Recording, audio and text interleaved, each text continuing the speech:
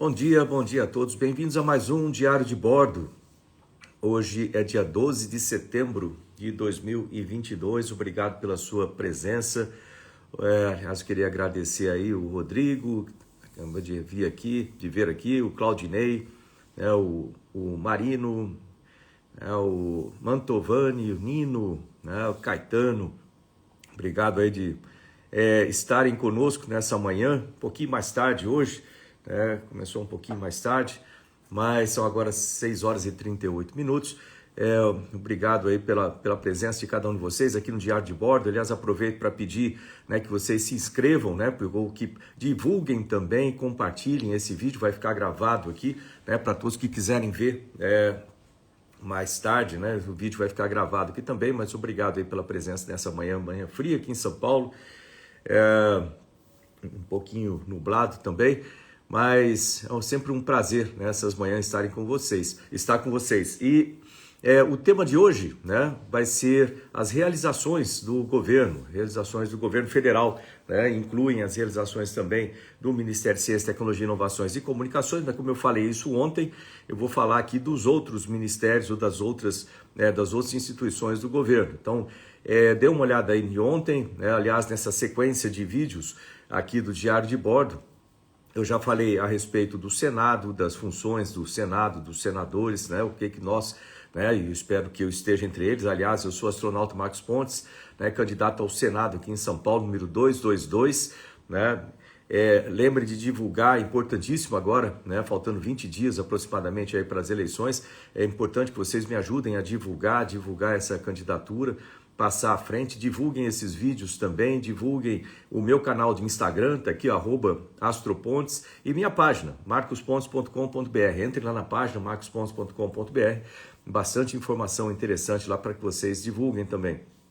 É importante essa divulgação nessa reta final aqui, para que as pessoas conheçam os candidatos, saibam as suas propostas. Então, aqui eu vou apresentar muitas das minhas propostas também, nem todas, porque senão seria muitos dias, mas vou apresentar algumas das propostas principais agora de imediato.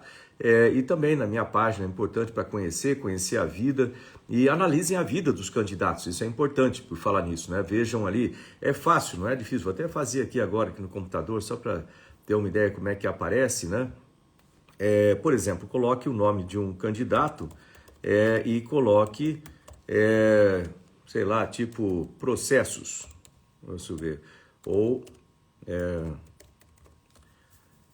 aí você vê uma série de coisas que vão aparecer. É importante você verificar a ficha de cada candidato, A gente está cansado de políticos antigos, políticos que tenham aí um histórico de fraudes, de corrupção, etc. Então, dê uma olhada na vida de cada um dos candidatos. Isso é muito importante para a gente tirar de vez, vamos dizer assim, do cenário da política, aqueles candidatos que já se envolveram, ou que tiveram aí um histórico muito ruim de investigação, fraudes e etc. E é importante analisar também a carreira de cada um dos candidatos, ver o que eles já fizeram pelo Brasil, qual o comprometimento com o Brasil. É importante ver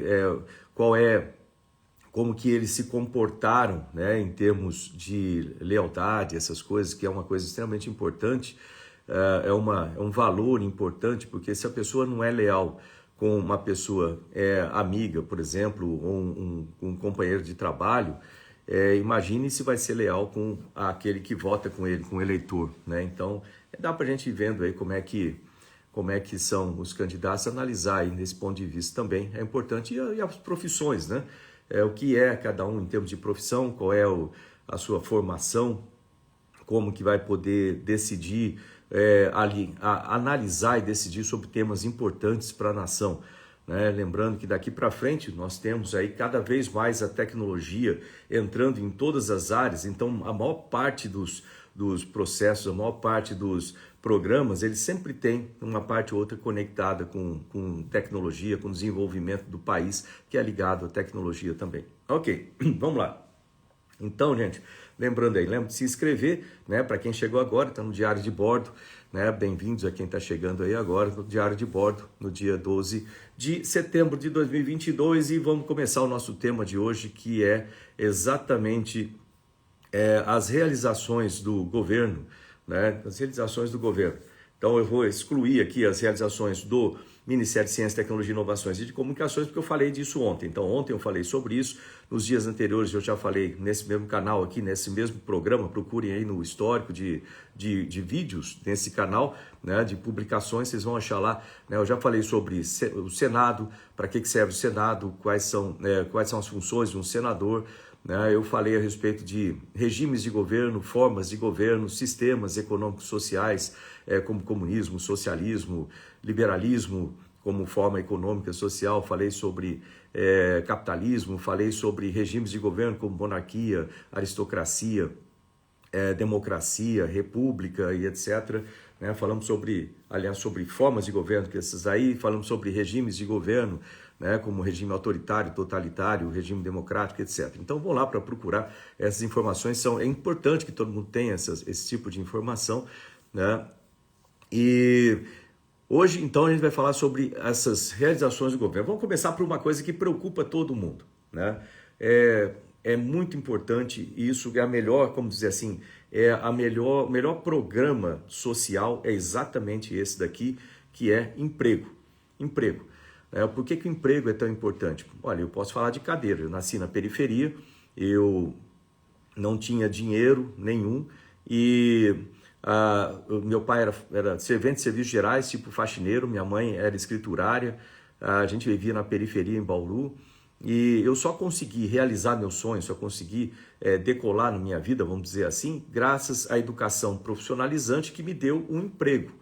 Emprego é o que muda a vida das pessoas. Nós temos hoje, só aqui na cidade de São Paulo, milhares de pessoas, são mais de 30 mil pessoas vivendo nas ruas aqui em São Paulo. E com esse tempo frio aqui, você imagina a dificuldade de tudo isso para a pessoa viver ali.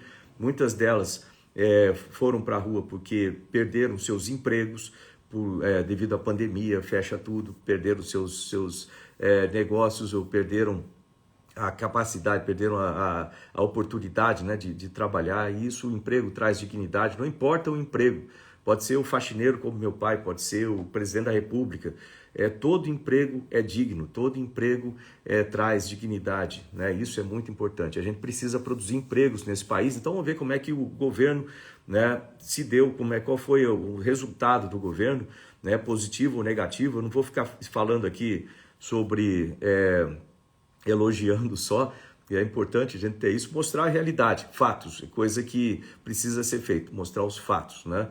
Então, tá aí, por falar nisso, então eu sou o astronauta Marcos Pontes, candidato ao Senado aqui em São Paulo, número 222. O pessoal reclama comigo que eu esqueço de falar que eu sou candidato, mas tá aí então para vocês espalharem isso aí, né? Candidato ao Senado, número 222 aqui em São Paulo. Então vamos lá, em termos de emprego, foram gerados desde julho de 2020 5,3 milhões de empregos no país, né, pelo governo. Aliás, pelo governo, vírgula, né? Quem gera emprego no Brasil, quem gera emprego em qualquer país, não é o governo, quem gera emprego é uma iniciativa privada, são as empresas. Por isso que você precisa, né, como governo, simplificar o governo, enxugar o governo, não crescer o governo, como é comum em sistemas econômicos sociais socialistas ou comunistas, em que o governo ele é inchado e ele começa a sugar cada vez mais imposto das empresas, começa a extinguir as empresas, começa a dominar todo o sistema de produção. E aí, nesse caso, o governo quer produzir empregos e, na verdade, ele destrói os empregos depois, porque no final desse ciclo, o governo fica sem dinheiro, porque não tem mais empresa para pagar imposto, o ciclo econômico ele vai fechando, vai ficando minúsculo até desaparecer, e aí o governo entra em colapso, como a gente vê em Venezuela, agora na Argentina e assim por diante. Então, esses sistemas socioeconômicos de socialismo, de comunismo, eles não têm lógica, né? E eles tendem a sempre desaparecer, entrar em colapso e derrubar tudo. Então, quem produz empregos no país são as empresas, né? E a gente pode até procurar um número aqui, né? Deixa eu procurar. Você vê, foram gerados no Brasil, né, de julho de 2020 até agora, 5.300.000 empregos, né? Deixa eu ver aqui uma coisa, quantos empregos são gerados pelas micro e pequenas empresas? Estou colocando no Google aqui essa pergunta, aqui ó, eles geraram, né, 72% do total, né? 72% das vagas de emprego foram geradas pelas micro e pequenas empresas. Dá para ver a importância das micro e pequenas empresas. Por isso que, quando ministro, eu busquei sempre incentivar, eu falava sempre assim, olha, empresa tem que ter lucro. O governo tem que ajudar as empresas a terem lucro. Empresa com lucro, ela sobrevive, ela produz nota fiscal, com isso ajuda a gerar impostos que vão gerar recursos para o governo, e esses recursos para o governo consegue, o governo pequeno, enxuto, consegue usar esses recursos para colocar nas coisas essenciais, que é a saúde, segurança pública, educação, consegue colocar no desenvolvimento de ciência e tecnologia, e além disso ele consegue ter recursos para colocar em programas sociais para ajudar aquelas pessoas mais vulneráveis a passar por aquela fase ruim da vida, que estão agora mais vulneráveis. Não significa que eles são incompetentes, que eles são vulneráveis para a vida inteira. Não, eles estão passando uma fase ruim, e aí você dá educação profissionalizante, empregos para essas pessoas. E esses empregos, quanto mais empresas tiverem sucesso, mais empregos elas geram, e aí você tem esse ciclo, você tira esse ciclo girando bem de economia, você suga, vamos dizer assim, essas pessoas, tira essas pessoas da região de vulnerabilidade, elas passam a ter agora um emprego e elas ficam distante disso, têm sucesso na vida, felicidade, assim por diante. Então, isso aí é muito importante para vocês terem em mente, né? Por que a gente defende tanto, né, a questão de educação profissionalizante, empregos gerados por empresas saudáveis, e o Brasil, o governo tem a função, a obrigação de ajudar o desenvolvimento das empresas. Eu coloquei muita subvenção para empresas, para startups, como ministro.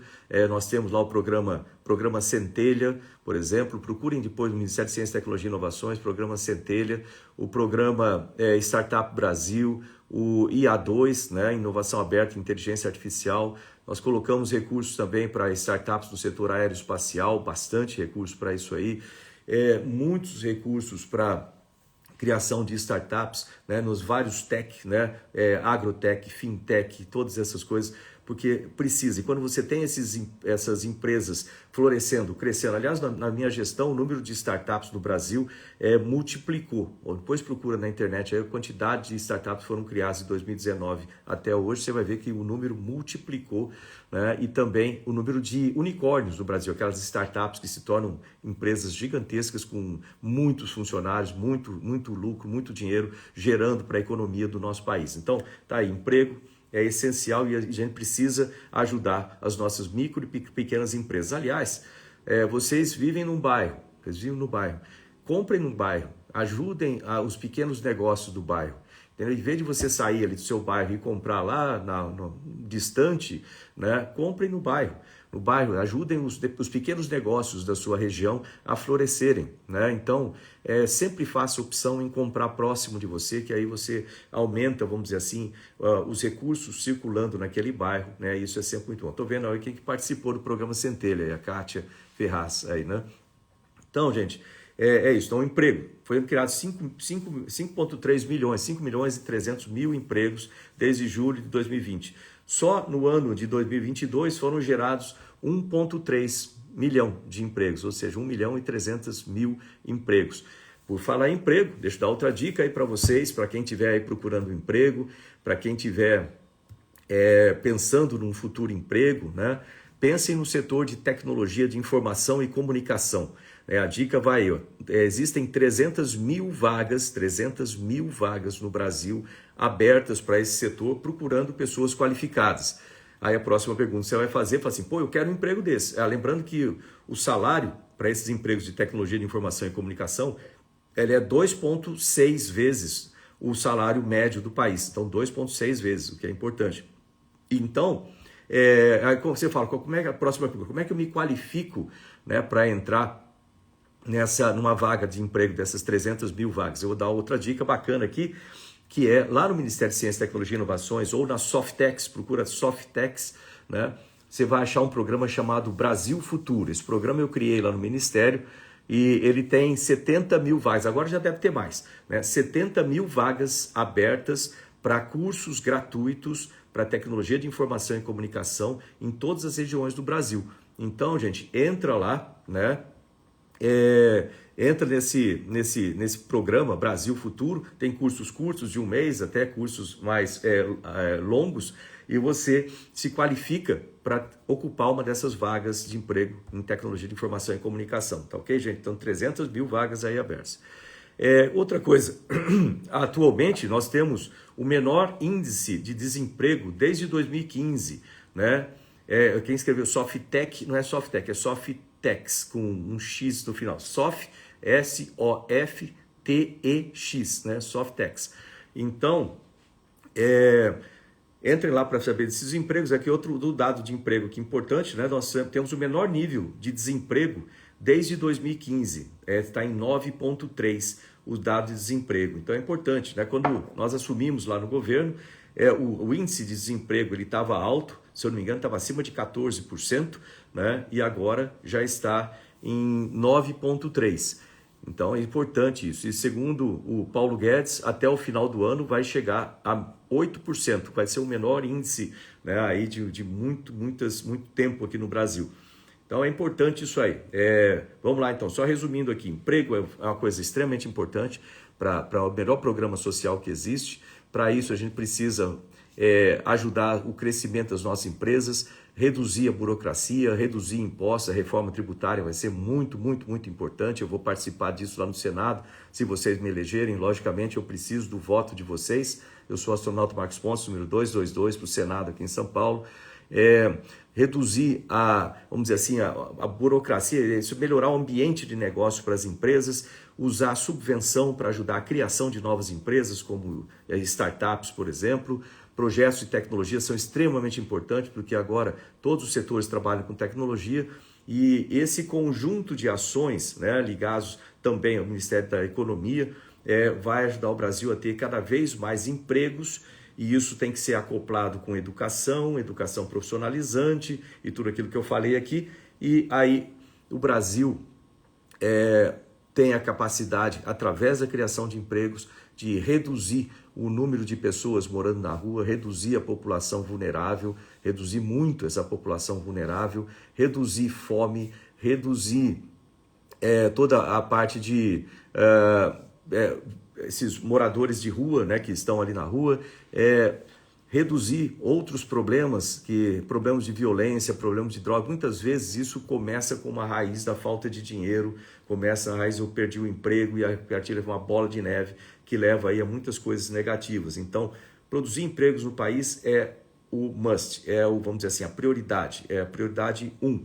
Produzir empregos e produzir pessoas qualificadas. Como eu dei o exemplo aqui do Brasil Futuro, programa da Softex com o Ministério de Ciência, Tecnologia e Inovação. Então, produzir pessoas qualificadas e produzir empregos, isso é a chave para a gente tirar o nosso país de uma situação difícil, para recuperar dessa pandemia completamente e melhorar todas as áreas, né, no país. Então, vamos lá, o resumo aqui, 5,3 milhões de empregos foram gerados desde 2020, julho de 2020.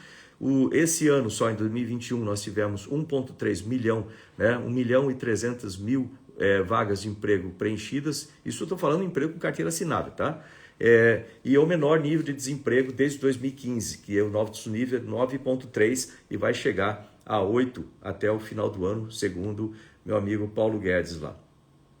Vamos ver, eu falei que criar empresas é importante, vamos ver sobre abertura de empresas. Então, olha, foram criadas em 3 anos, né? Foram criadas, a gente está falando de 2019, 2020, 2021, em 3 anos foram criados 8,1, né? 8 milhões e 100 mil novas empresas no Brasil. Né? Em 3 anos foram criadas 8 milhões e 100 mil empresas no Brasil. Isso dá uma média de 2 milhões e 700 mil empresas criadas por ano. Acabei de falar que as micro e pequenas empresas empregam 72%, né, segundo a notícia aqui. Eu acho que é até mais, eu tinha visto já anteriormente algo acima de 90%. Depois a gente dá uma pesquisada com calma aí para ver isso. Mas o importante é que elas geram muito emprego, as micro e pequenas empresas, e você vê, criando uma quantidade dessas de empresas, significa mais empregos criados, significa mais economia, mais nota fiscal gira aquele ciclo que eu falei. Só para lembrar que nos governos da época socialista, né, na época de PT aqui no país, foram 8 milhões de empresas criadas em 14 anos. Então, 14 anos, vamos fazer essa comparação, em 14 anos de regime de PT, né, Partido dos Trabalhadores aqui no Brasil, foram criadas 8 milhões de empresas em 14 anos. Isso dá uma média de 0,57 milhões por ano, ou seja, 570 mil empresas por ano. 570 mil. Vamos comparar com o que aconteceu nesses últimos 3 anos, né, no governo do presidente Jair Bolsonaro. Foram 8 milhões e 100 mil empresas em 3 anos, que dá uma média de 2 milhões e 700 mil empresas por ano. Ou seja, dá mais ou menos 5 a 6 vezes mais, né, eficiência na criação de empresas, né, no governo Jair Bolsonaro, comparado com os 14 anos de governo de PT aqui no Brasil.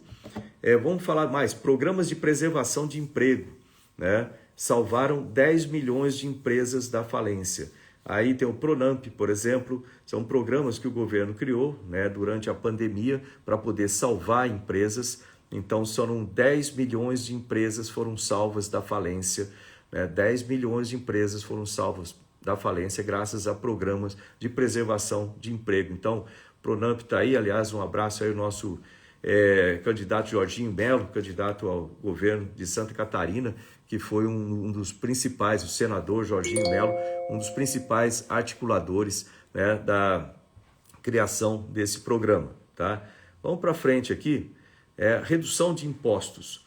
Eu falei que para gerar empregos, você precisa ajudar a gerar empresas, né? Então a gente mostrou aí a quantidade de empregos que foram criados, uma quantidade recorde, o nível de desemprego está no nível mais baixo desde 2015 e vai cair ainda mais para 8%, e se a gente continuar no governo isso aí vai cair, o ideal é que isso aí chegue a praticamente zero, né, de desemprego, todo mundo poder ter emprego no país, mas para isso precisa de qualificação, por isso que é importante a educação profissionalizante, é importante ter um senador que vai brigar por isso por lá. Eu sou o senador astronauta Marcos, o candidato ao Senado, né, astronauta Marcos Pontes aqui, 222 em São Paulo.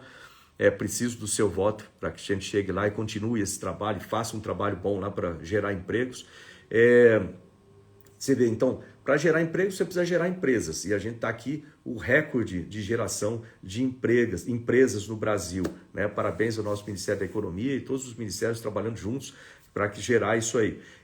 E também, para simplificar esse sistema todo, você precisa ter redução de impostos. A gente vai ter aí para frente a nossa reforma tributária, que eu pretendo trabalhar firme nisso lá no Senado. Reforma tributária não é simples, está, sei lá, 20 anos no Congresso isso e não vai para frente. Tem 3 propostas lá, uma proposta no Senado, uma proposta na Câmara, tem uma proposta que é do governo, né, também, e precisa ser reduzida, vamos dizer assim. O que na diretriz nessa reforma tributária é reduzir a carga tributária e simplificar os tributos. Se a gente conseguir fazer isso nesse país, reduzir a carga tributária e simplificar os impostos, que muita gente não paga imposto, não é porque não quer pagar imposto, empresas, estou falando, empresas às vezes fica devendo imposto, não é porque não quer pagar imposto, porque é tão complicado que nem os contadores conseguem explicar, né? Porque a cada dia sai uma coisa diferente, vai ajustando, vai tendo puxadinho aí nos impostos, nos estados, nas cidades, enfim. Então, é uma complicação enorme. Então, precisa simplificar os tributos no Brasil e precisa reduzir os tributos. Tem uma curva que o pessoal chama curva de Laffer. A curva de Laffer é algo parecido com isso aqui, ó. Deixa eu fazer um desenho rápido aqui, né? Isso aqui é o percentual de imposto, vamos colocar de imposto, e aqui é a arrecadação. Então, é algo, basicamente isso aqui, que é igualzinho a curva de sustentação, deixa eu até escrever aqui, sustentação e ângulo de ataque. Ixi, ângulo de ataque. Deixa eu explicar isso. Primeiro, você tem um avião. Suponha que você tenha... aqui, ó, tem um avião aqui. Você tem aí um avião, né? Você está voando com esse avião. O ângulo de ataque é o ângulo que o avião faz com o vento, vamos chamar assim, né? Com o ar. À medida que você começa a aumentar o ângulo de ataque, você começa a aumentar a sustentação, a força que faz com que esse avião voe. Você nota isso na mão. Se você botar a mão do lado de fora do carro, na estrada, né, e fizer isso aqui com a mão, você vai ver que você vai levantando a mão e vai ter uma força danada para levantar a sua mão e para jogar para trás. É sustentação e arrasto, né? À medida que você vai aumentando, chega num certo limite em que a camada limite, a gente chama, as moléculas de ar passando aqui em cima da asa, elas não conseguem ficar presas na asa mais, elas se descolam e aí você tem o stall, que a gente chama, e aí a partir daí o avião cai, né? Quem voa, quem é piloto sabe muito bem disso, essa é uma manobra de stall que a gente chama, tem que tomar cuidado com isso, com certos tipos de aviões. Então aqui até que chega no limite ele estola. Então a sustentação ela começa a aumentar, aumentando o ângulo de ataque, né? Aumentando o ângulo de ataque, ela começa a aumentar, a sustentação aumentar, até que chega um limite e ela cai abruptamente. Isso aqui é mais ou menos uma curva, mais ou menos assim, né? Não sei se dá para ver aí, né? À medida que você aumenta o ângulo de ataque, a sustentação vai aumentando, até que chega um limite entre o stall e a partir daí cai a sustentação abruptamente, você começa a afundar com o avião. Mesma coisa nessa chamada curva de Laffer, da pessoal de economia aí que estuda essa parte, né, em que você vai aumentando a taxa de imposto, você vai aumentando a arrecadação, até que chega num limite aqui, né, que quando você aumenta o imposto, a arrecadação começa a cair. Por que ela começa a cair? E vai cair abruptamente. Vai igualzinho a sustentação. Por que ela começa a cair? Porque as empresas quebram, porque a empresa não consegue pagar mais, porque aumenta o nível de inadimplência, vamos chamar assim, o pessoal começa a evadir impostos. Então, por isso que o imposto tem que ser reduzido, tem que reduzir para um nível adequado em que as empresas tenham dinheiro para investir, com dinheiro para investir, elas conseguem produzir mais bens e serviços, conseguem empregar mais gente e conseguem sobreviver, né? A empresa consegue ter sucesso e com isso a gente tem mais empregos, etc. Eu vendo o pessoal escrevendo do Pronamp, aí o Pronamp foi um programa extremamente importante, né, que ele ajudou as empresas durante um período muito crítico aí da pandemia, etc., a sobreviverem. Então, depois dá uma pesquisadinha, né, também sobre isso. Então, tá aí, a redução de impostos é muito importante, como eu acabei de mostrar. Então, vamos ver o que foi feito com relação à redução de impostos. Os tributos federais sobre gasolina, etanol, hidratado e diesel foram zerados. Então, impostos federais, né? Impostos federais, né? Isso aí foi feito, foi uma batalha lá do presidente Jair Bolsonaro para reduzir preços de combustível. E por que é importante reduzir preços de combustível, né, de forma geral? Porque é uma cadeia, né? Quando você tem o combustível mais caro, você aumenta o preço da logística, aumentando o preço da logística, você aumenta o preço final dos produtos e aumentando os preços dos produtos, você aumenta a inflação, fica mais difícil para a gente comprar as coisas e quem vive de salário mínimo, tem que pensar nessas pessoas que têm um salário mínimo ou menos que o salário mínimo, né?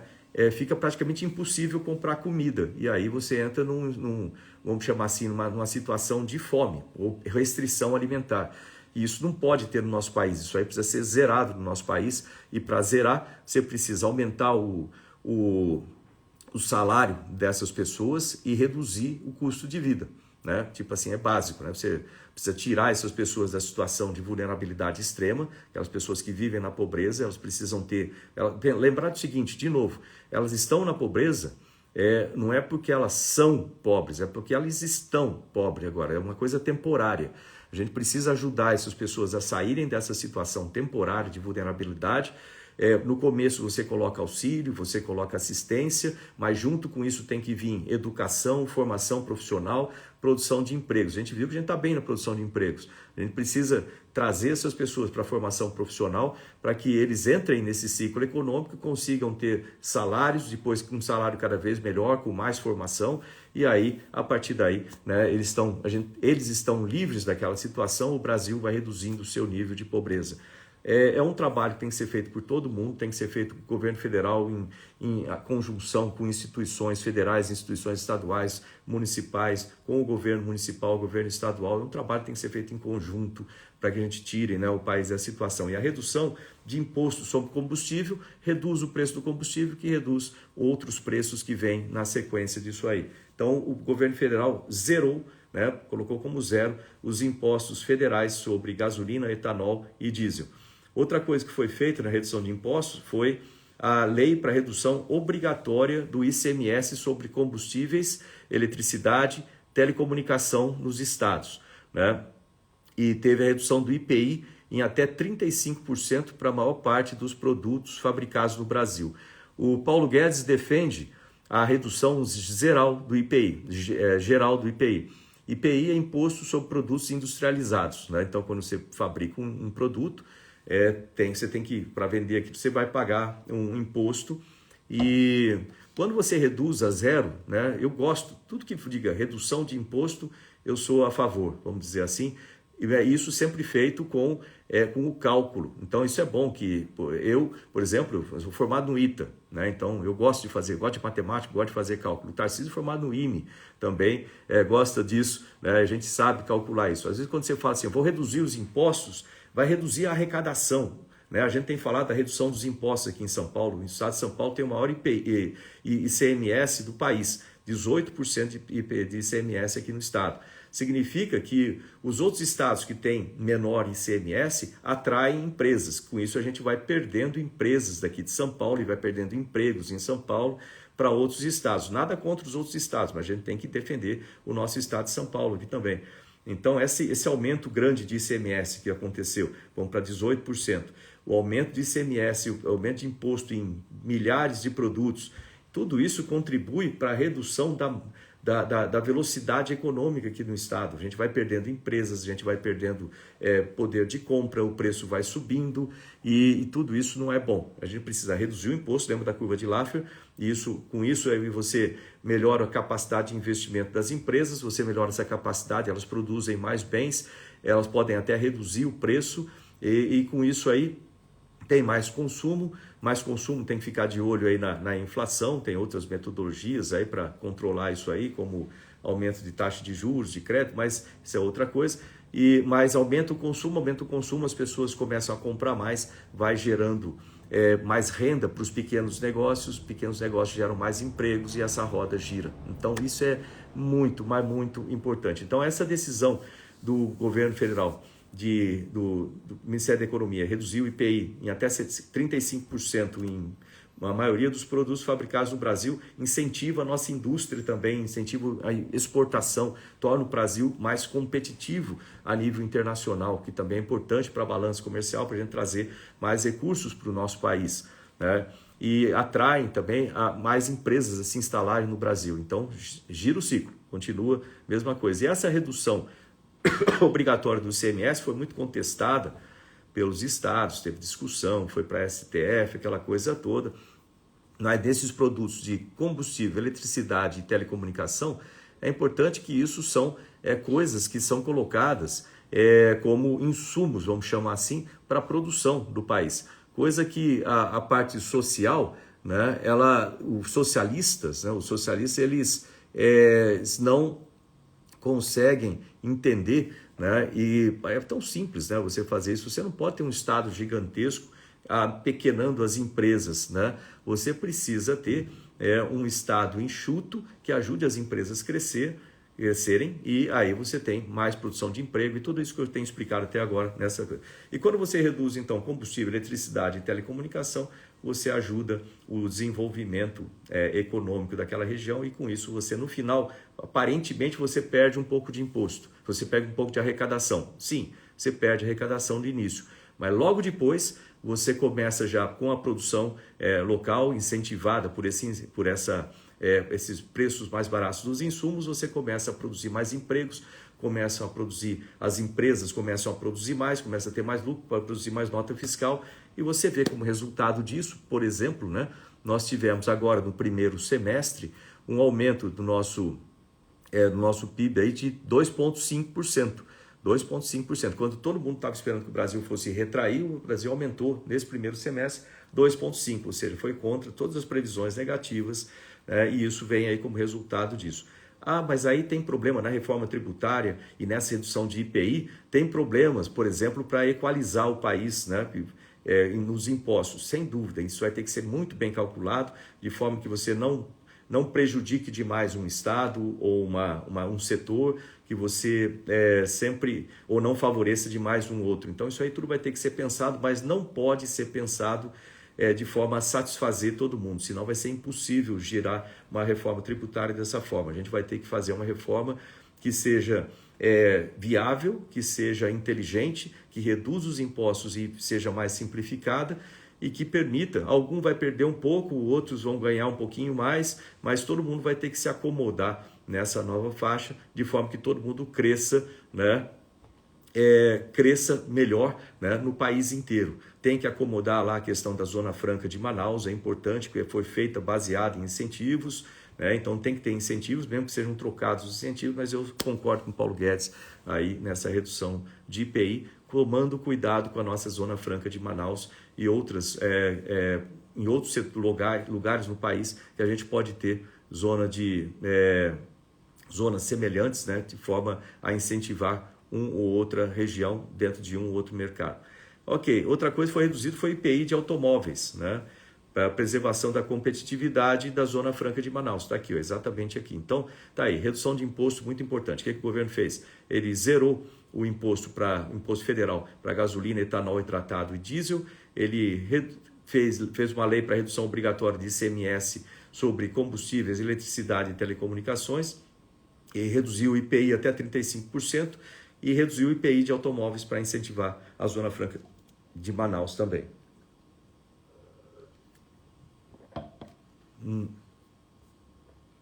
Saúde. Eu vou falar um pouco de saúde. Então tá aqui a saúde antes da pandemia, tá ok? Foi feita a criação da Secretaria de Atenção Primária à Saúde e do Departamento de Saúde de Família. Isso é importante, porque isso aqui eu estou falando antes da pandemia. Mas é importante porque quando você fala de saúde, muitas vezes, até eu acho estranho o nome Ministério da Saúde, né? Na verdade, ele recupera a saúde. O Ministério da Saúde trabalha muito com a doença, né? Como tratar a doença, mas precisa trabalhar mais. E aí é uma coisa importante que eu tenho falado disso também no Ministério de Ciência, Tecnologia e Inovações. A gente precisa se juntar, né, com outros ministérios para melhorar a prevenção. E isso implica saneamento básico, isso implica esporte, isso implica alimentação adequada, nutrição, isso implica cuidados melhores em primeira infância. Eu tenho um projeto aqui para o Estado de São Paulo sobre a primeira infância, né, justamente colocar, né, isso em todo, principalmente na periferia. Eu morei na periferia, eu ia trabalhar com a minha mãe porque não tinha creche, né? Então, essa parte de primeira infância tem que ter um olhar muito especial, uma fase muito importante da vida. Então, é uma das minhas propostas, é o cuidado com a primeira infância nas periferias, aqui no estado de São Paulo inteiro. Então, cuidar de toda essa parte e ter medicina preventiva, ter um apoio, né, uma distribuição no estado, falando agora do estado de São Paulo, mas o estado de São Paulo, que a gente tenha o uso intensivo de transformação digital, né, de forma que a gente possa ter acesso à saúde de forma mais eficiente, reduzir fila, fazer o tratamento, vamos dizer, aquele tratamento mais simples, né? 85% dos problemas se resolvem com tratamento mais simples. E isso tem que estar à disposição de todas as pessoas de uma forma simples, de uma forma clara. Quem tem doenças crônicas, por exemplo, tem que ser acompanhados de forma que evite, ou seja, trate da pessoa preventivamente antes dela chegar ao ponto de ter que buscar uma unidade básica de saúde, uma parte de medicina especializada, ambulatório, médico especializado, ou mesmo buscar uma consulta, porque se você trata antes, monitora essas pessoas, você melhora a qualidade de vida da pessoa e você evita, sem dúvida nenhuma, mortes, né? Redução disso, aumenta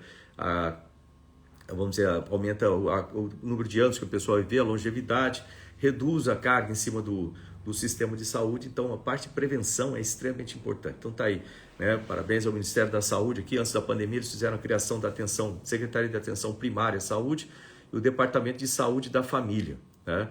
Também fizeram o programa Médicos pelo Brasil e a informatização dos serviços de saúde com o Conect SUS. Então tá aí já o começo da coisa que eu falei, né, de transformação digital com o Conect SUS, e a gente pode melhorar ainda mais isso. Eu acho que São Paulo, São Paulo, gente, São Paulo é a locomotiva do Brasil, é o estado mais desenvolvido. A gente tem que fazer aqui em São Paulo o melhor sistema de saúde digital do país e depois, a partir daí, a gente espalhar para o restante do país.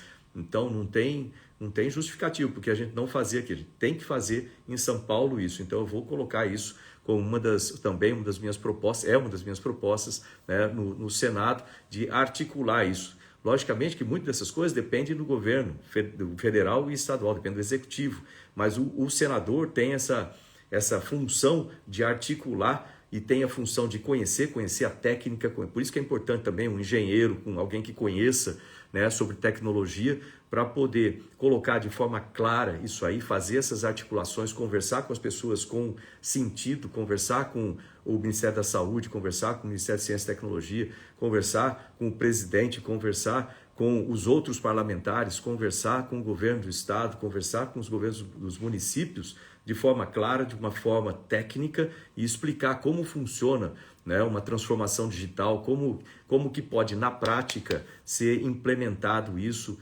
dentro de cada uma das unidades para conectar o sistema inteiro. Então a gente vai ter aqui em São Paulo o melhor sistema de saúde digital do planeta, não chamar assim do planeta, do Brasil, né, para se colocar aqui. E outra coisa que foi feita também na saúde antes da pandemia, que foi muito bom, foram 333 milhões colocados para contratação de profissionais da saúde e conclusão de obras de UPAs, né, que estavam paradas e se transformaram em unidades básicas de saúde. Então, de pronto atendimento se transformaram em unidade básica de saúde e clínicas de família. De novo, essa parte de clínica de família é muito importante. Você acompanhar as famílias, você consegue ter uma prevenção muito maior. Lembrar que isso é associado também com o saneamento, lembrar que tem um marco de saneamento no país que foi um sucesso enorme, né? Então tudo isso foi feito aí no governo. Vamos para frente que o tempo está passando aqui, tem bastante coisa para falar. Agora está meio travado aqui, espera um pouquinho aqui. Ok.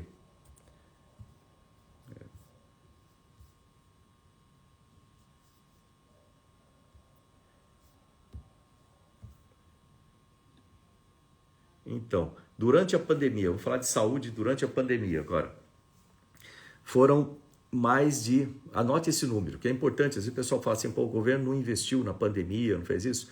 Eu senti isso no Ministério, porque o meu orçamento do Ministério, eu falei isso ontem aqui, durante a pandemia, foram os 2 piores anos de orçamento, né? E era lógico, porque o recurso do governo estava sendo usado para a parte social e para a parte de saúde. Mas eu recebi em 2020 um extra de 1 bilhão.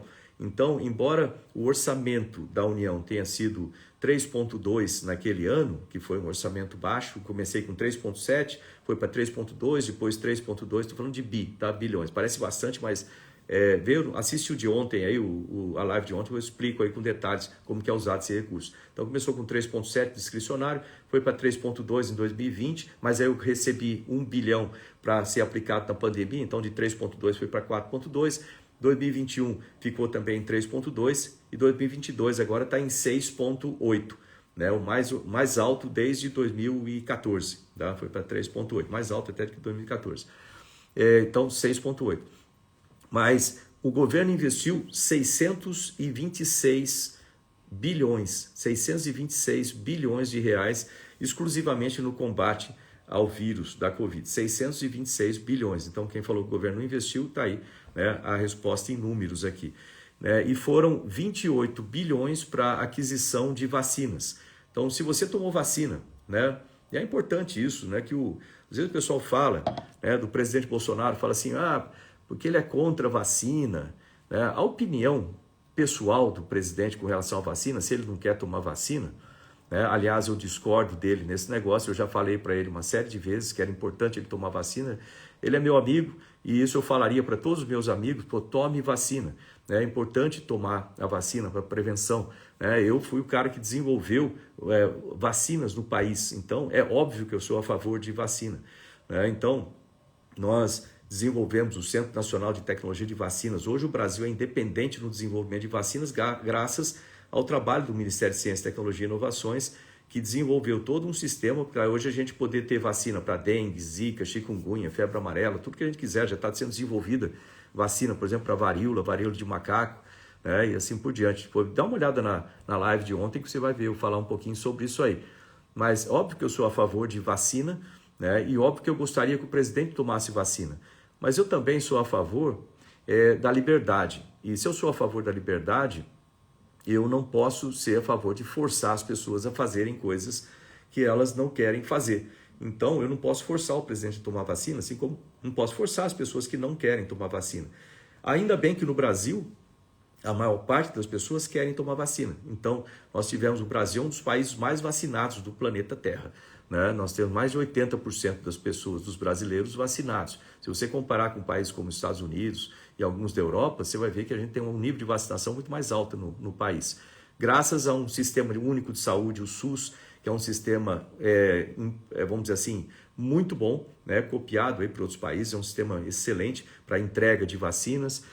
Graças às campanhas de vacinação que precisam ser feitas para conscientizar as pessoas, isso é muito importante também, né? E agora a gente vai ter todo esse desenvolvimento feito no Brasil de vacina para qualquer coisa, com tecnologia nacional, gerando insumo farmacêutico no Brasil, não é com tecnologia de fora, como a AstraZeneca, faz o insumo aqui com tecnologia europeia, não, tecnologia brasileira, com insumo farmacêutico brasileiro, gera nota fiscal no Brasil, gera empregos no Brasil, deixa o país firme, forte, estrategicamente protegido das outras pandemias. Se o resto do país não quiser vender vacina para o Brasil vende para o restante do país, né? E então isso é muito importante. Então as pessoas que a gente pode ter a opinião que quiser, pode ser gente que não goste de vacina, a gente respeita a opinião de todo mundo, mas eu digo, do ponto de vista da ciência, é importante se tomar a vacina. Lembrar que a vacina, você pode considerar a vacina com 3 parâmetros, né? O quanto ela te protege de contrair a doença, o quanto ela protege de você transmitir a doença e o quanto ela te protege de não morrer por causa daquela doença, né? No final, se você observar, essa mesma vacina de Covid, ela não protege totalmente de você contrair a doença, nem de transmitir a doença, mas ela reduz muito a possibilidade de você ter um agravamento da doença, ou seja, ela salva a vida. Então, basicamente, você pode olhar com relação à sua vida. Tomar vacina é uma coisa para proteger você. Às vezes o pessoal fala, estou protegendo os outros. Não, essa proteção dos outros ela é mais reduzida comparado com o que você está se protegendo. Quando você toma vacina, você se protege. Então, é importante essa coisa. Se você não quiser se proteger, é uma questão sua, opção sua também. Tá bom, gente? Então, é importante isso aí. Lembrar que tem muitas doenças aí que foram eliminadas e tratadas com vacina durante muito tempo, né? Desde febre amarela, poliomielite e assim vai. Vamos para frente. Mas o fato é que o governo colocou 28 bilhões para aquisição de vacina. Então, quem fala isso aí, o presidente é contra? Não. Ele fez a função dele institucional. Ele comprou, né, as vacinas e se você tomou vacina, você tomou uma vacina comprada, né, pelo governo federal. Não importa em que estado você está, né, todas as vacinas no Brasil foram compradas, né, com orçamento do governo federal, tá bom? Então, isso aí é importante refrisar isso aí. Todas as vacinas aplicadas no Brasil, foram mais de 500 milhões de doses, aliás, a aquisição de 600 milhões de doses foram compradas pelo governo federal, tá certo? Aliás, o pessoal falou aí de vacina experimental, nós temos sim uma vacina sendo experimentada agora, que é uma vacina de RNA de 3ª geração com tecnologia nacional e ela é desenvolvida lá na Bahia pelo professor Badaró, né, do Senai Cimatec. É uma vacina de RNA mais avançada do que as existem agora, como Pfizer, etc. Ela é aplicada no braço, por exemplo, uma dose minúscula, a dose é bem pequena, ela pode ter 5 variações, 5 mutações do vírus. Isso é uma coisa importante, que essa mesma tecnologia vai ser usada para dengue, que tem 4 variações, 4 mutações. E essa vacina aplicada no braço, essa de RNA, ela só fica no braço, ela não se distribui pelo corpo e o que ela produz aqui são anticorpos imunizantes, que esses sim distribuem pelo corpo e não tem qualquer, vamos dizer assim, a possibilidade de ter qualquer efeito colateral, efeito secundário, é muito baixa. Então isso é muito importante, é uma vacina muito segura. Ok, vamos para frente aqui. Foram 375 bilhões em repasses gerais para estados e municípios investirem em saúde. Então vamos somar esses números de novo aqui. Ó. Durante a pandemia, então na saúde, o governo federal colocou mais de 600 milhões, foram 626 bilhões investidos exclusivamente no combate ao vírus, 28 bilhões para compra de mais de 600 milhões de doses de vacina e 375 bilhões de reais, distribuídos para estados e municípios no país. 375 bilhões de reais. Ou seja, se faltou algum recurso no seu estado ou município, preste atenção. Então, porque o dinheiro foi para lá, né? Vamos para frente aqui. Após a pandemia e durante a pandemia, o que foi feito, né? O piso, né? A lembrar que isso aí, a concessão de... Não é o piso, é concessão de pensões vitalícias para crianças vítimas de Zika vírus, né? De novo, agora a gente vai ser capaz de produzir vacina para Zika aqui. Então, concessão de pensão vitalícia para crianças vítimas do Zika vírus. A rede de atenção maternal e infantil para cuidado de mulheres e crianças. Foi criada essa rede, que é o Cuida Mais Brasil e o programa Mães do Brasil. Então, Cuida Mais Brasil e programa Mães do Brasil, né? O pessoal perguntou aí de programa, pauta para deficiente. Tem mesmo. Isso aí é uma das minhas prioridades no Senado. Diga-se de passagem, eu sou deficiente auditivo, eu uso o aparelho nos 2 ouvidos, né? Então não tenha dúvida que a gente vai trabalhar aí com essa parte também. E vamos para frente aqui. Educação, né? Vamos ver na parte de educação aqui. Houve o reajuste de 33% para professores da educação básica, né? Então esse foi o reajuste de até 33%, né? Que é aquela parte do piso. Então quem já estava acima do piso não tinha, quem estava abaixo foi até 33% para professores da educação básica.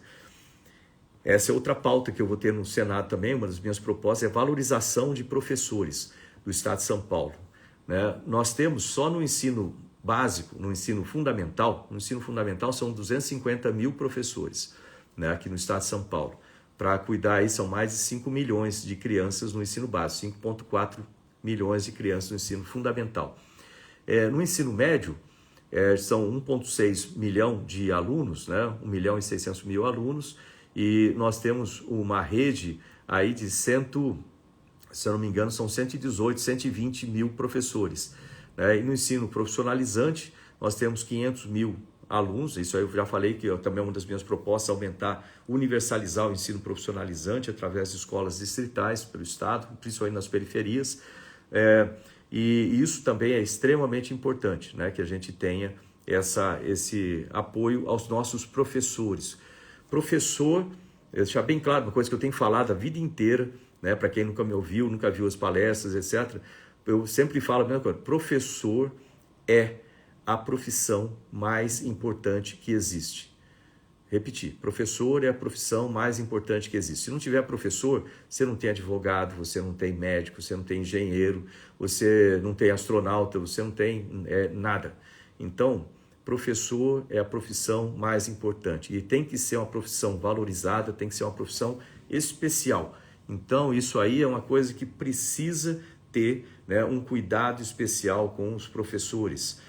Professor não pode ser tratado como uma profissão acessória. Professor não tem que ficar fazendo 3 turnos, trabalhar em 3 tipos de escolas para poder sobreviver, que o valor é baixo. Então, professor é a função mais importante que existe. Vamos para frente aqui. Foram mais de 275 milhões repassados para escolas públicas, 275 bilhões, né, com bravo de B, para escolas públicas. Em 2021 apenas foram 178 milhões para formação de professores via CAPES, né? Aliás, precisa recuperar o orçamento da CAPES. Eu tinha lá o CNPq, o orçamento do CNPq. Eu vivo brigando pelo orçamento do CNPq. Nós temos um orçamento mais ou menos em torno, ele oscila um pouco mais para cima, um pouco para baixo, de 1 bilhão, 1 bilhão. Parece bastante, né, o orçamento de 1 bilhão para bolsas de pesquisas no CNPq, mas é baixo ainda. Nós colocamos através do CNPq, através do Fundo Nacional de Desenvolvimento Científico e Tecnológico, mas esse ano que passou, nós temos lá, foi um pouco menos de 1 bilhão, cerca de 980 milhões para bolsas, e nós colocamos mais uns 300 milhões de outros tipos de recursos do FNDCT para bolsas também. Mas ainda está baixo. Você fala assim, pô, parece bastante, mas considera o tamanho do Brasil, a necessidade que a gente tem. Eu nunca cortei nenhuma bolsa de pesquisa e nunca atrasei no pagamento de nenhuma delas. Mas ainda baixo, o valor é baixo. O valor das bolsas de pesquisas do CNPq, elas estão defasadas há 9 anos. Eu não tive como aumentar durante meu tempo no Ministério, porque não tinha orçamento simplesmente, e esse orçamento ele vem de dentro do orçamento discricionário do Ministério, ou seja, a gente tem um orçamento de 3 bilhões do Ministério, 1/3 dele é para bolsas, e sobra 2 bilhões para eu poder manter o custeio de cerca de 30 unidades vinculadas. Então vocês percebem por que eu falava tanto de orçamento, e por que foi tão importante a liberação do FNDCT. E por que eu sou contra qualquer tipo de contingenciamento do FNDCT. Então isso a gente vai brigar muito lá no Congresso por isso aí. Não pode contingenciar o orçamento ou cortar o orçamento de ciência e tecnologia. Então, vamos para frente aqui, educação. Então, foram 13 bilhões repassados no Programa Nacional de Alimentação Escolar, 7 bilhões repassados para o Programa Nacional do Livro Didático, foram 2,2 bilhões repassados para o Programa Nacional de Apoio ao Transporte Escolar. Você vê a quantidade de recursos que tem sido colocado aí na educação. Mas, de novo, eu vou falar uma coisa. A gente precisa preservar o orçamento da CAPES, precisa preservar e proteger o orçamento da educação. Então, educação, ciência, tecnologia e inovação são estratégicos. Isso tem que estar fora do orçamento, vamos dizer assim. Isso tem que estar acima do orçamento, sai do topo do orçamento. Depois você tem as outras coisas, porque isso aí, vamos chamar, são os 20% de Pareto.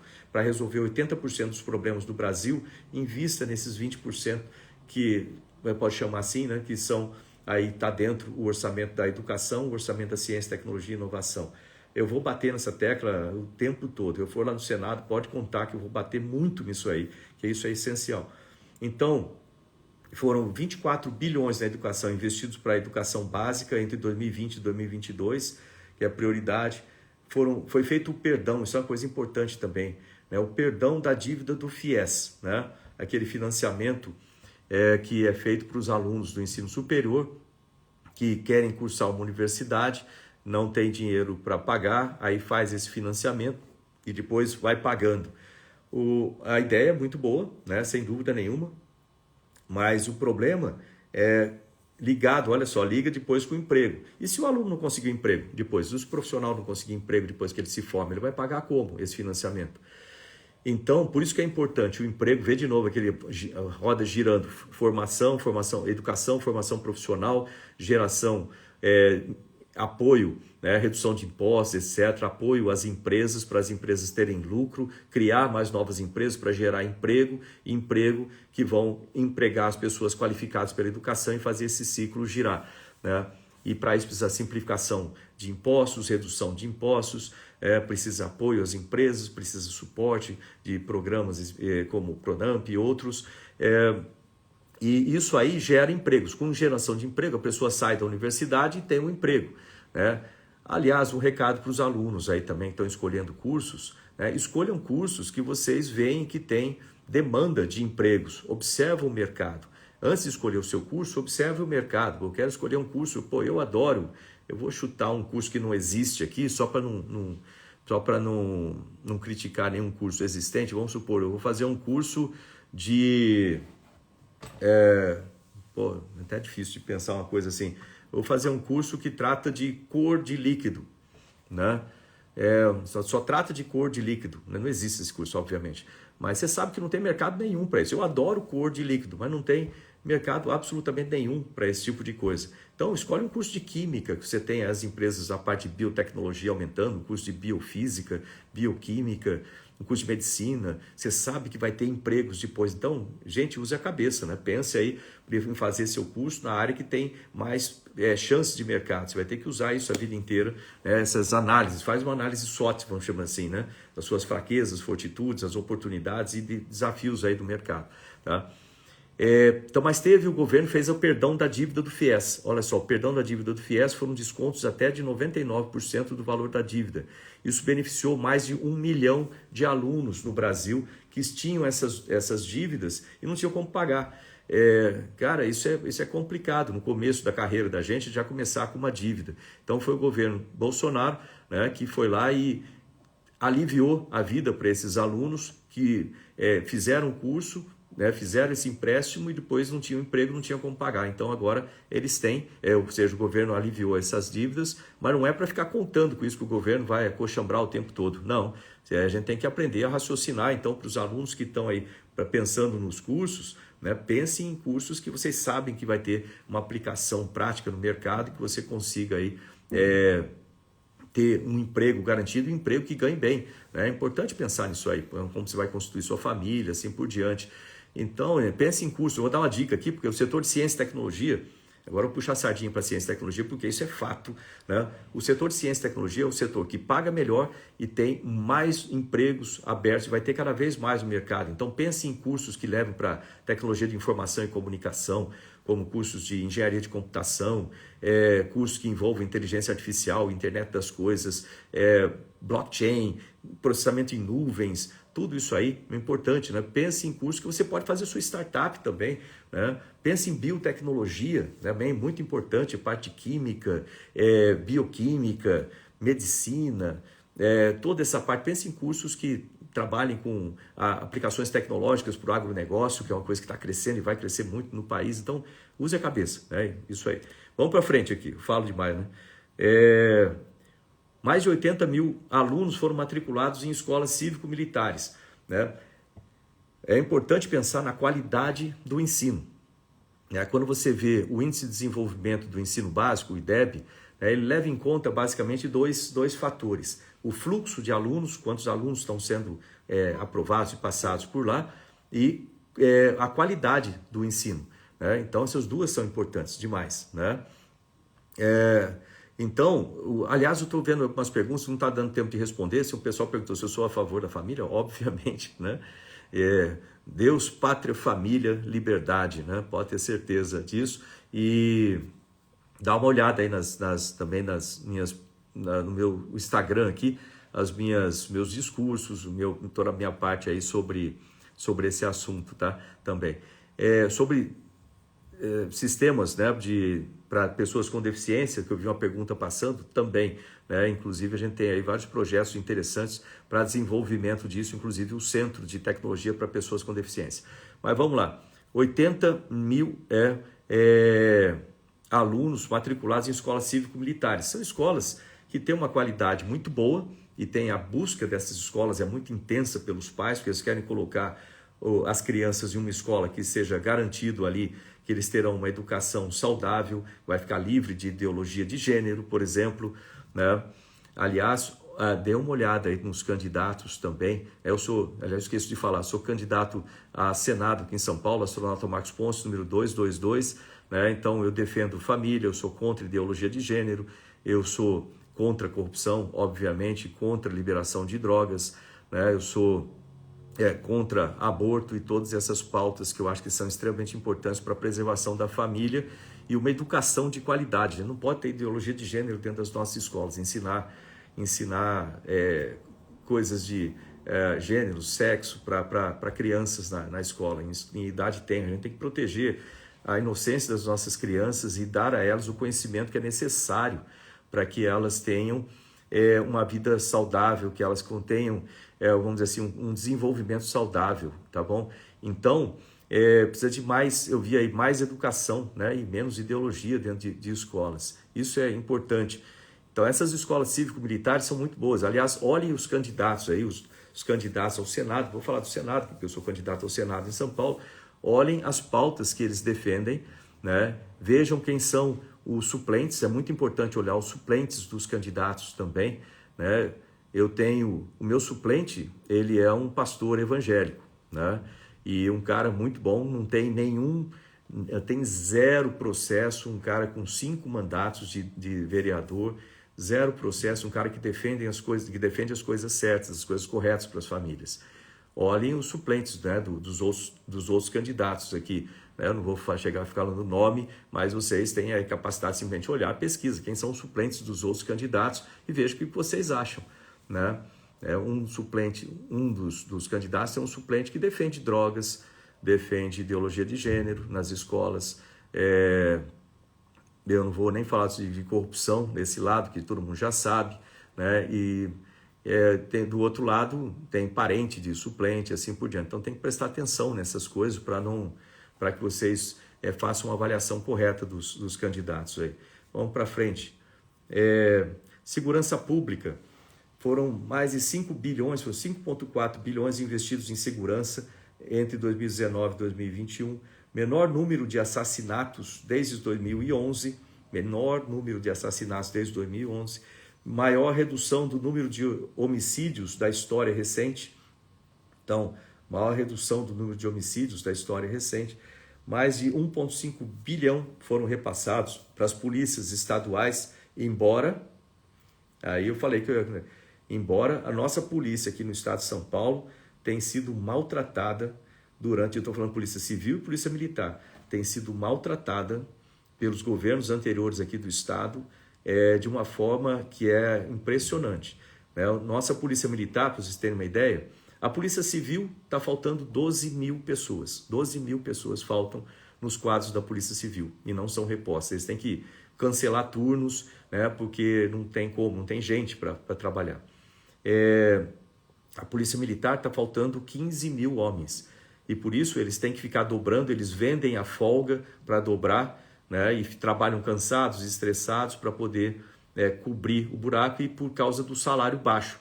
É uma coisa, nossa polícia é o 23º lugar em salário no Brasil. Isso é um absurdo se for pensar.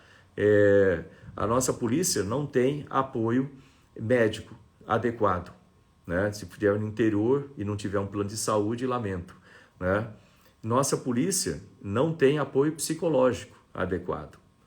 A nossa polícia não tem um apoio jurídico, suporte jurídico. Se eles se envolverem, e logicamente eles trabalham, né, combatendo o crime, eventualmente eles vão se envolver numa situação em que eles vão ser processados, eles precisam de defesa jurídica.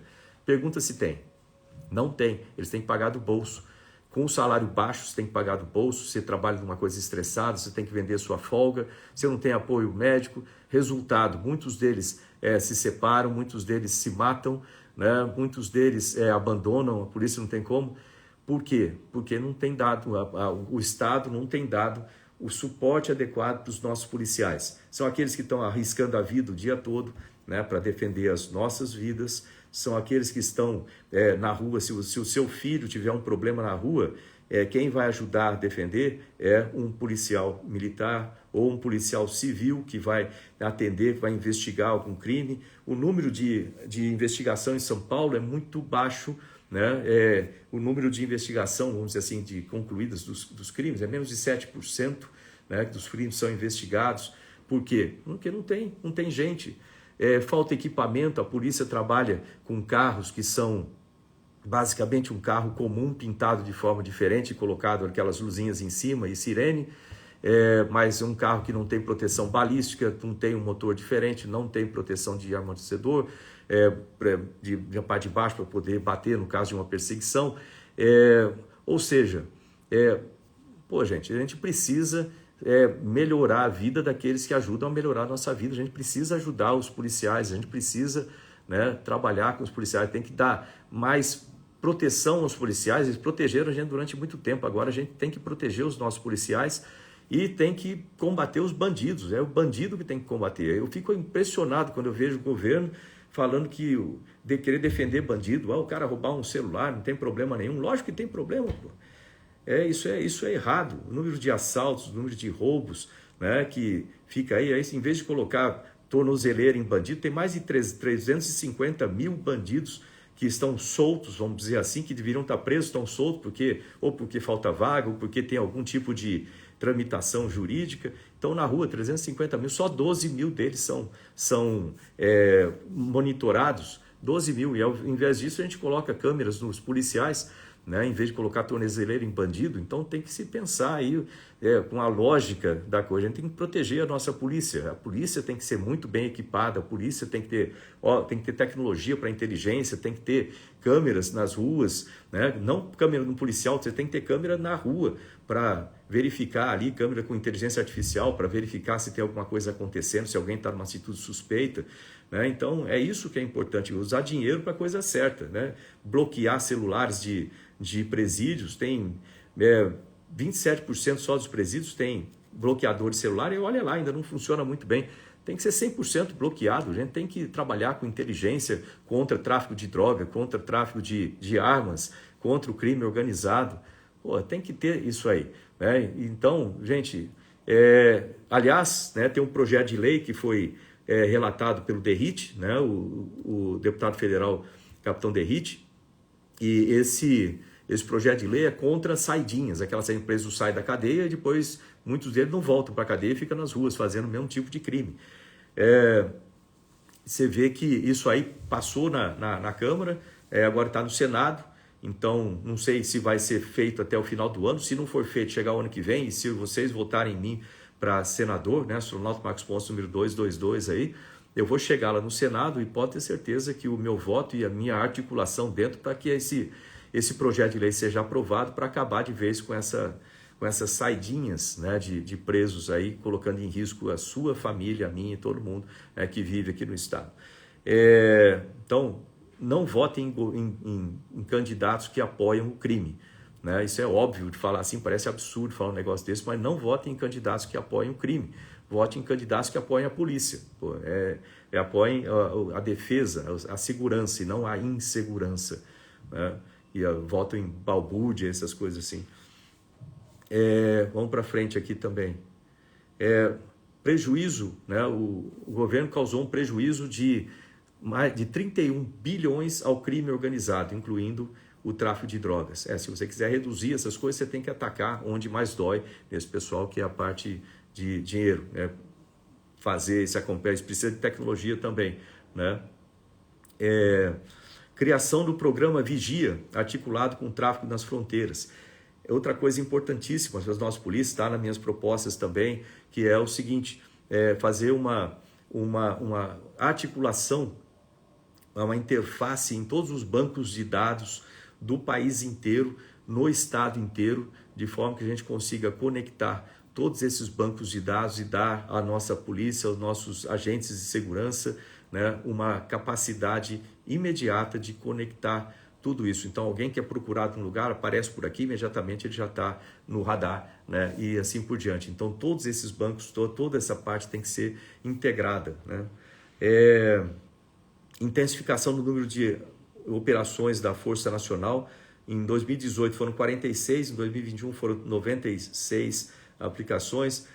Porte de arma para o produtor rural defender a sua família, a sua propriedade, né? Você vê que com isso teve a redução expressiva do número de invasões à propriedade rural, né? Tá aí outra coisa que a gente defende também, defende a propriedade privada, né?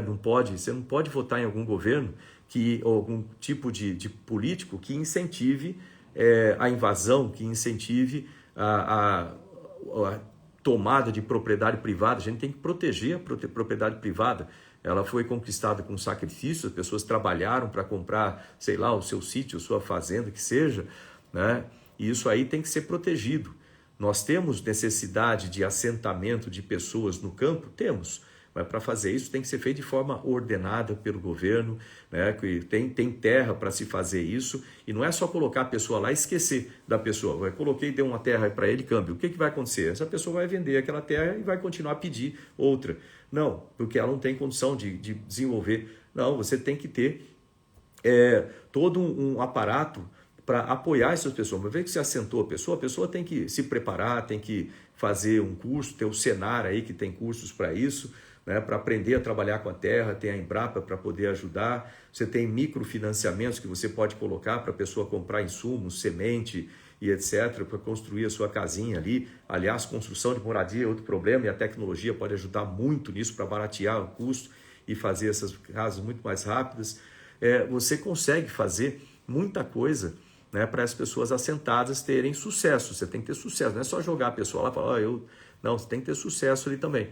Então, e ajudar a pessoa, tem que defender a sua terra. Então, não pode, eu sou contra invasão de qualquer tipo, a força não se resolve nada.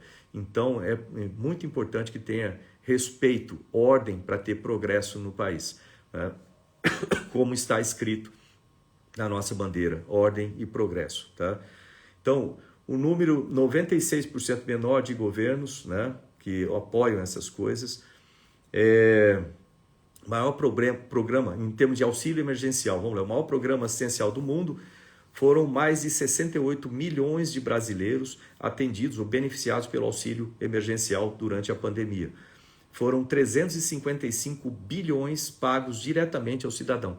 355 bilhões pagos diretamente ao cidadão. Isso salvou muita vida.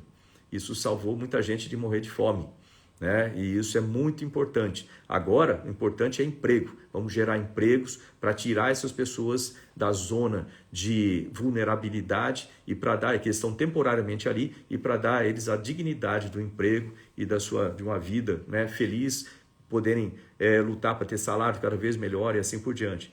Somente em 2020, os valores pagos, né, pelo auxílio emergencial equivale a 15 anos do Bolsa Família. Lembra do Bolsa Família, que era o anterior ao Auxílio Brasil? Então, o auxílio emergencial, em 2020, sozinho, pagou 15 vezes, 15 anos do auxílio do Bolsa Família, né? Lembrar que o Bolsa Família ele ficava ali em torno de R$ 190, acho que no máximo, né? E depois foi ampliado no Auxílio Brasil para 400 e com o Auxílio Brasil, né, com auxílio emergencial, que foi de R$ 600, também aumentou bastante isso aí, para justamente ajudar as pessoas nesse momento de maior dificuldade. Mas isso não é perene, isso não é para sempre. O para sempre vem com emprego, com formação, educação, formação profissional. Governança de estatais, empresas estatais. Lembrar que a gente precisa enxugar o governo. O que não é função do governo tem que estar na iniciativa privada. Então, precisa reduzir. O governo tem que ser peso pequeno. Peso baixo, você consome menos dinheiro e aí sobra mais dinheiro para colocar em segurança, educação, né, saúde, para colocar nessas partes emergenciais, para tirar as pessoas dessa situação. Então, quanto menor o governo, melhor. Então, em 2015, né, as estatais davam um prejuízo de 32 bilhões. As estatais de 2015 davam um prejuízo de 32 bilhões. Em 2019, olha que coisa interessante, quando a gente entrou no governo e começou a gerenciar as estatais, eu tinha lá, por exemplo, a Telebrás, eu tinha os Correios, né, de estatais, essas duas empresas, né, que estavam lá. A FINEP é uma empresa, mas ela tem outra função. Então, ela nunca deu prejuízo, pelo contrário, ela gera muito recurso aí de fomento para empresas do país inteiro. Então, mas você vê que essas duas estatais nós fizemos questão de mudar a gestão das estatais para melhorar essa gestão, reduzir o número de diretorias, colocar pessoas profissionais ali dentro para dar um sentido sem nenhuma indicação política, e com isso os Correios, vocês viram a evolução dos Correios. Quando eu peguei, né, os Correios tinham lá, né, o menos 300 milhões, e quando eu entreguei já estava em mais 1,5 bilhões, né, em termos de lucro, e atualmente eu acredito que está acima de 4 bilhões aí de lucro dos Correios, né? O pessoal falava que eu era contra a privatização dos Correios. Deixa eu explicar isso aqui já para vocês entenderem. Eu nunca fui contra a privatização dos Correios, mas o que eu sempre fui é contra uma privatização feita de qualquer maneira. Porque os Correios não é uma lojinha de esquina que tem 5 pessoas. Os Correios têm mais de 100 mil, cerca de 100 mil funcionários, são famílias que dependem do seu trabalho, e a gente não pode simplesmente, e tem um monte de outras, tinha empresas, a gente extinguiu a Correios Par, né, tinha que resolver o problema do Postales, né, que foi uma coisa absurda que foi feita nos governos anteriores aí, no Postales, que era o fundo de pensão dos Correios. Nós tivemos que trabalhar nisso para ajudar a resolver e melhorar a gestão da estatal como um todo. E aí eu falei o seguinte, olha, eu sou contra privatizar de qualquer forma. A gente tem que pegar e trabalhar para melhorar a empresa, para ter a empresa mais saudável, e uma vez que ela seja mais saudável, que sejam feitos estudos muito bem feitos de como fazer essa privatização, de forma que o governo federal não perca dinheiro nessa privatização. Não adianta você vender o filé e ficar com o osso lá, ficar com a dívida de 30 e tantos, 40 bilhões para o governo federal. Não faz nenhum sentido fazer uma coisa desse tipo, né? Não é lógico.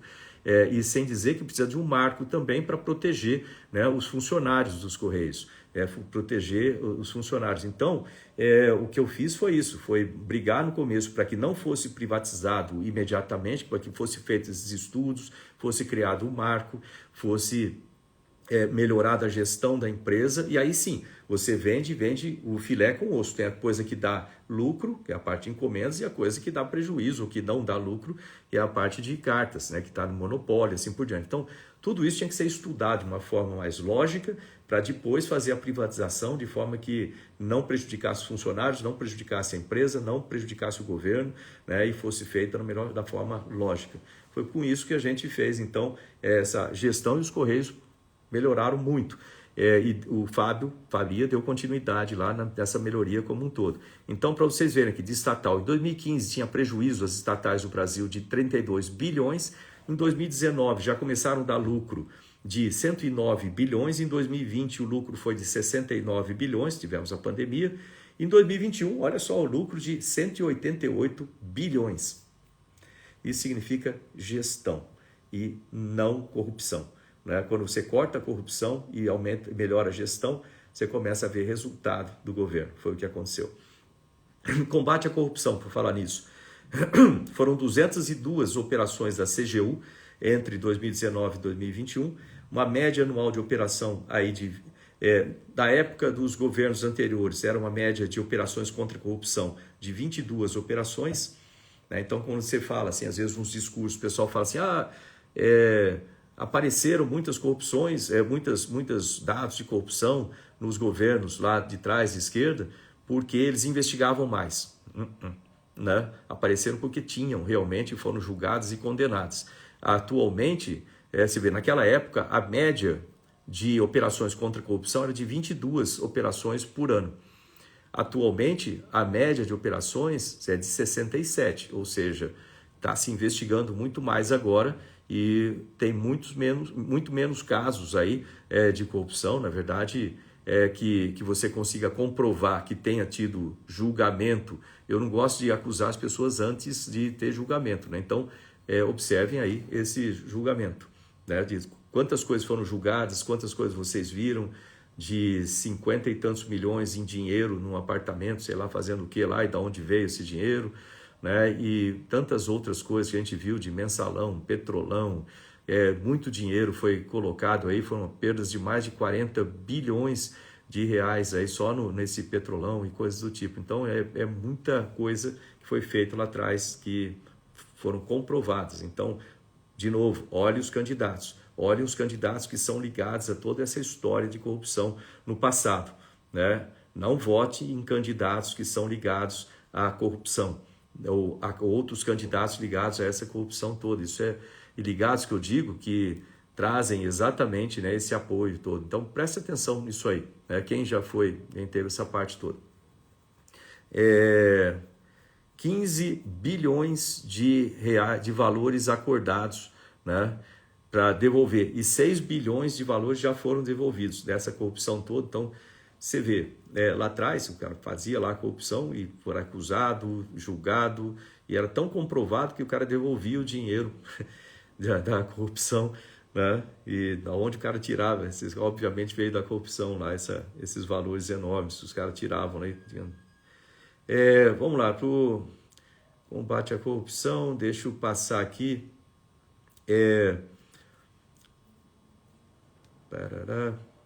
Porque tá ficando, já passou o tempo aqui, então tem que acelerar aqui. Deixa eu escolher aqui um outro. Aqui, a transposição de São Francisco, que tanta gente fala de transposição de São Francisco, ela foi iniciada em 2007, né, e foi retomada em 2019 e concluída em 2021. Não precisamos nem falar muito sobre isso, né?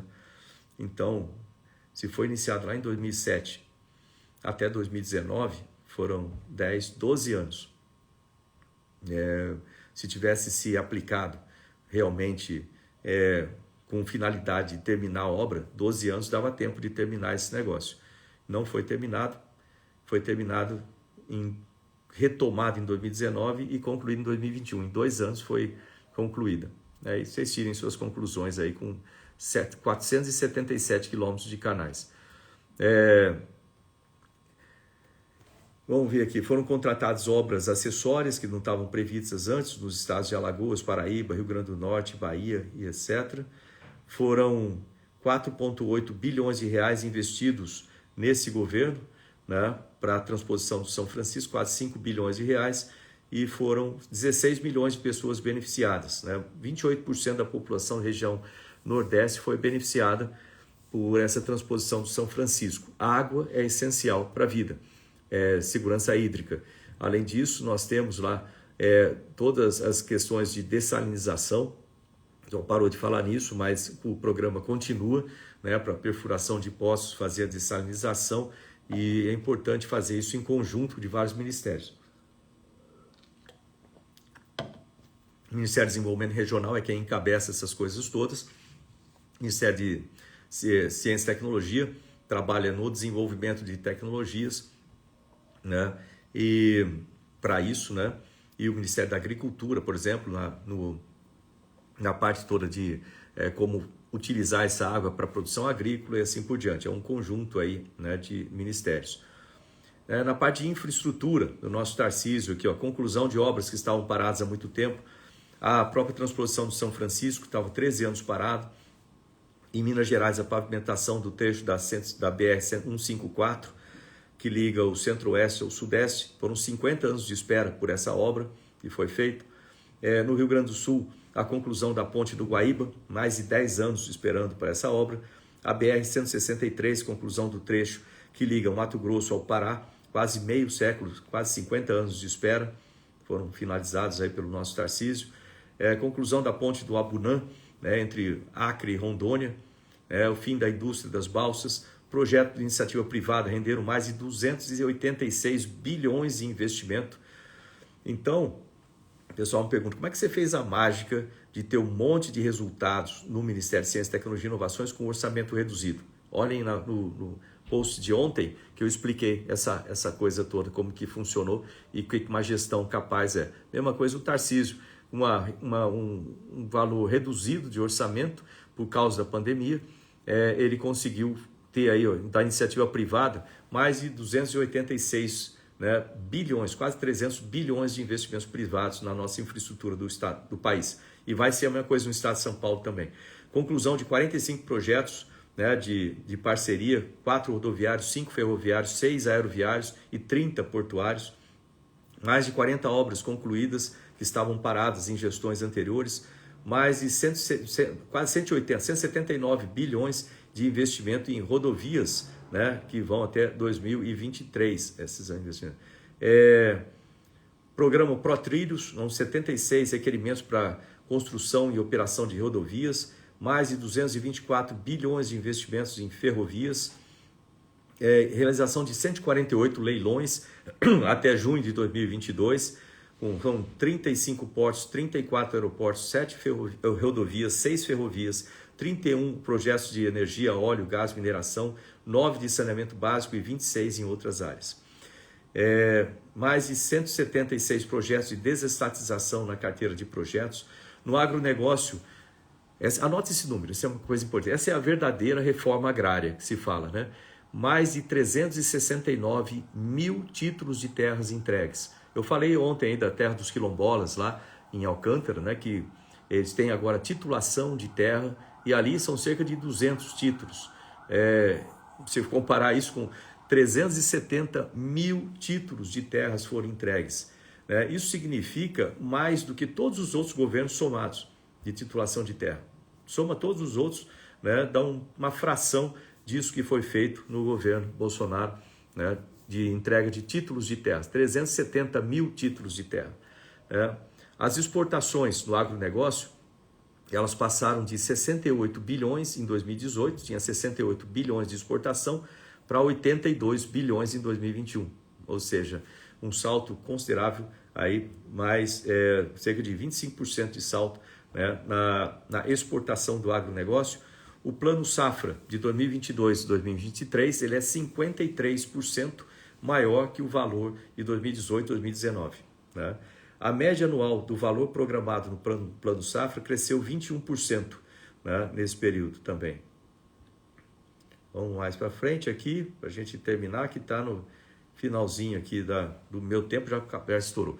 Redução de cargos e gastos, né, e superávit das contas. É importante a redução do governo, isso vai ser feito também na reforma administrativa, né, que também é importante para aumentar a eficiência do governo, redução do tamanho do governo.